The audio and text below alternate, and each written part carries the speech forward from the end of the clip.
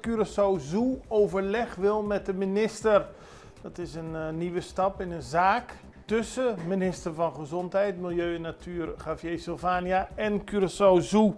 Het is vorige week bekend geworden dat een brief is gestuurd door de minister aan Curaçao Zoo, waarin melding wordt gemaakt van een beëindiging van de beheersovereenkomst met de Fundación Parque Tropical.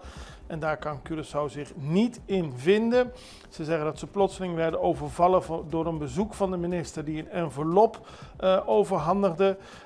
Alle zaken die erin staan worden ontkend door het bestuur.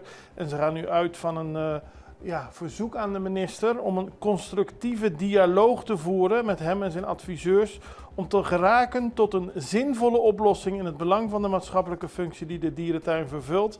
En als laatste zin stelt het bestuur dat het hoopt dat deze kwestie in de minne kan worden opgelost ter voorkoming van onnodige juridische procedures. De minister en Curaçao Zoo staan dus lijnrecht tegenover elkaar. De regering heeft gezegd dat ze de beheersovereenkomst willen opzeggen, maar het bestuur wil vooral praten en accepteert de gang